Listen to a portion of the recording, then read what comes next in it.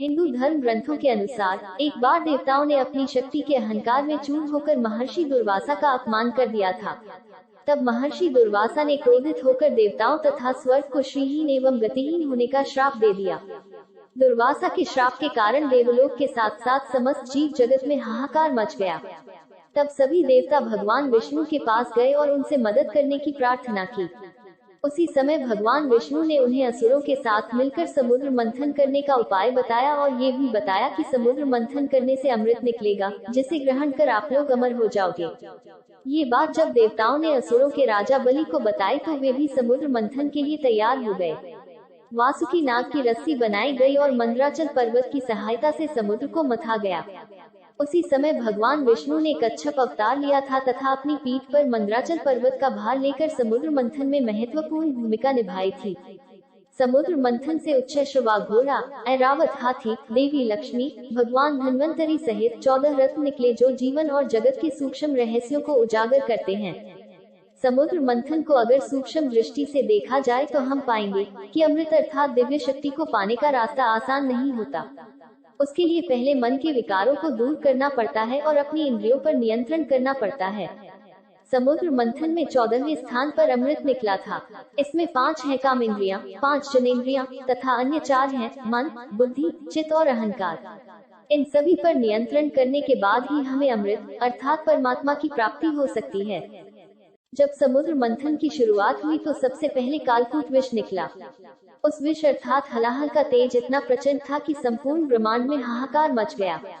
देव और दानवों में किसी को इतनी साहस नहीं थी कि वे उस विष के प्रचंड ताप को सह सके।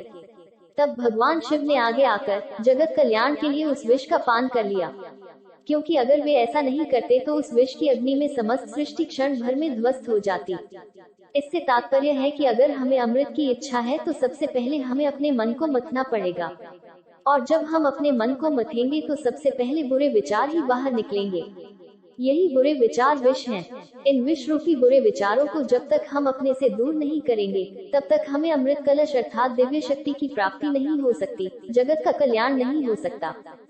समुद्र मंथन से निकला दूसरा अनमोल रत्न था कामधेनु। वह कामधेनु शांत, निर्मल, ममतामयी तथा अग्निहोत्र अर्थात यज्ञ की सामग्री उत्पन्न करने वाली थी, इसलिए ब्रह्मादि ऋषियों ने उसे ग्रहण कर लिया। कामधेनु प्रतीक है मन की निर्मलता का, क्योंकि विष निकल जाने के बाद मन निर्मल हो जाता है और ऐसी स्थिति में ही हम अमृत घट को पा सकते हैं, अर्थात दिव्य शक्ति का सानिध्य हमें मिल सकता है।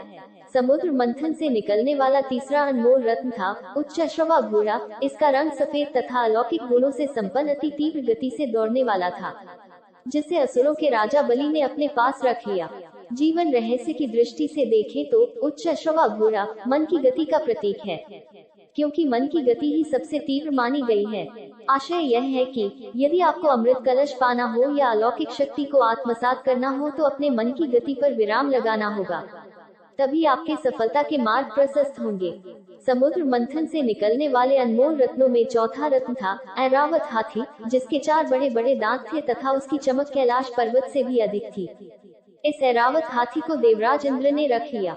जीवन दर्शन के दृष्टिकोण से देखा जाए तो यह ऐरावत हाथी प्रतीक था बुद्धि का, और उसके 4 दांत प्रतीक थे लोभ, मोह, वासना और क्रोध का। अभिप्राय यह है कि हाथी रूपी विशाल बुद्धि से लोभ, मोह, वासना और क्रोध को नियंत्रित करके ही मनुष्य अमृत अर्थात दिव्य सुधा को प्राप्त कर सकता है। समुद्र मंथन से निकलने वाले रत्नों में 5वां रत्न था कौस्तुभ मणि, जिसे भगवान विष्णु ने अपने हृदय पर धारण कर लिया। कौस्तुभ मणि प्रतीक है निस्वार्थ भक्ति एवं समर्पण का। जब मन से सारे विकार निकल जाएंगे तब सांसारिक माया से ऊपर उठकर मनुष्य भगवत भक्ति में तल्लीन हो जाता है और वहीं से उसे अमृत अर्थात दिव्य शक्ति पाने का मार्ग आसान हो जाता है। समुद्र मंथन से निकलने वाले रत्नों में 6ठा रत्न था कल्पवृक्ष, जिसे देवताओं ने स्वर्गलोक में स्थापित कर दिया। जीवन रहस्य की दृष्टि से देखें तो कल्पवृक्ष प्रतीक है मनुष्य के असीम इच्छाओं का। तात्पर्य यह है कि अगर अमृत रस का पान करना है अर्थात दिव्य शक्ति प्राप्त करना है तो कल्पवृक्ष रूपी अपनी प्रबल इच्छाओं का पूर्ण रूपेण त्याग करना होगा तथा उसे नियंत्रित कर मन आंगन में कठोरता से स्थापित करना होगा, तभी हमें अमृत। 7 ब्रह्मा अप्सरा। समुद्र मंथन से निकलने वाले रत्नों में 7वें स्थान पर निकली ब्रह्मा नामक अप्सरा। वो श्वेतवर्णा एवं सुंदर वस्त्र व आभूषण धारण की हुई थी। उसकी मनमोहनी सूरत एवं चाल मन को सहज ही लुभाने वाली थी। ये भी देवताओं के पास चली गई। जीवन जगत की धरातल पर देखें तो अप्सरा प्रतीक है मन में छिपी काम और वासना का।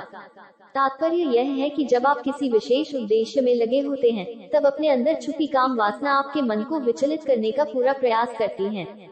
उस स्थिति में मन पर नियंत्रण होना बहुत जरूरी है, क्योंकि मन को वासना मुक्त एवं नियंत्रित करके ही हम अमृत पुष्प अर्थात परमात्मा को पा सकते हैं।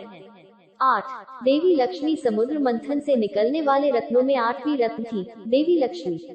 असुर, देवता, ऋषि आदि सभी चाहते थे कि देवी लक्ष्मी उन्हें मिल जाएं। लेकिन लक्ष्मी ने स्वयं भगवान विष्णु का वरण कर लिया। जीवन कला के नजरिए से देखें तो देवी लक्ष्मी प्रतीक हैं धन, वैभव, ऐश्वर्य व अन्य सांसारिक सुखों का। तात्पर्य यह है कि जब हम अमृत अर्थात दिव्य शक्ति को प्राप्त करना चाहते हैं, तो सांसारिक सुख भी हमें अपनी ओर खींचते हैं और लक्ष्य पथ से भटकाना चाहते हैं। लेकिन हमें उस ओर ध्यान न देकर केवल अपने लक्ष्य की ओर अग्रसर हो ही हम सफलता प्राप्त न कर सकते हैं। समुद्र मंथन से निकलने वाले रत्नों में 9वां रत्न के रूप में निकली देवी वारुणी। देवताओं की अनुमति से इसे दैत्यों ने ले लिया।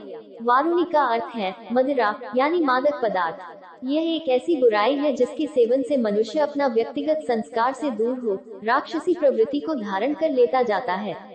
तात्पर्य यह है कि अगर हमें अमृत कलश को पाना है, तो नशा नामक बुराई से बिल्कुल दूर रहना होगा, क्योंकि नशा जैसी भी हो, शरीर और समाज के लिए हमेशा बुरा ही होता है।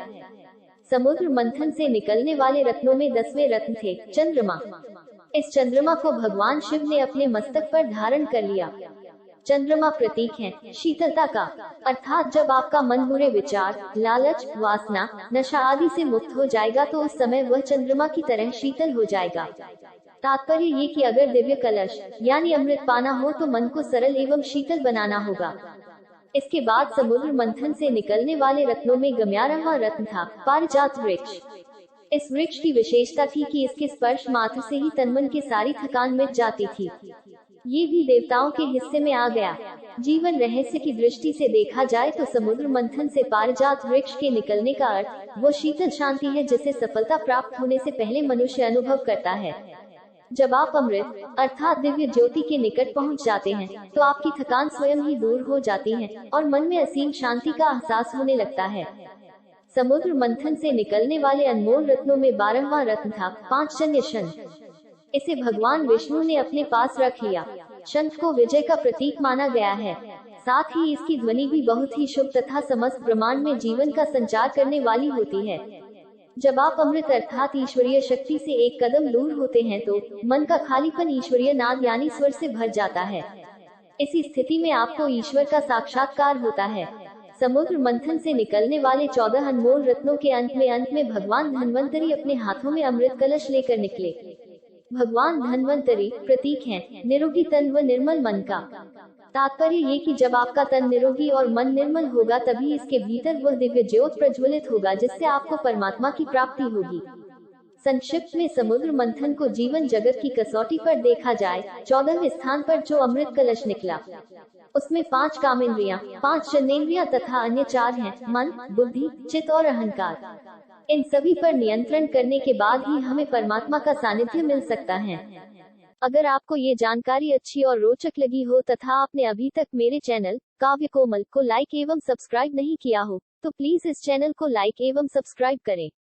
आपके सकारात्मक प्रोत्साहन से ही हम और बेहतर एवं रोचक जानकारी आपके समक्ष लेकर उपस्थित होंगे। धन्यवाद।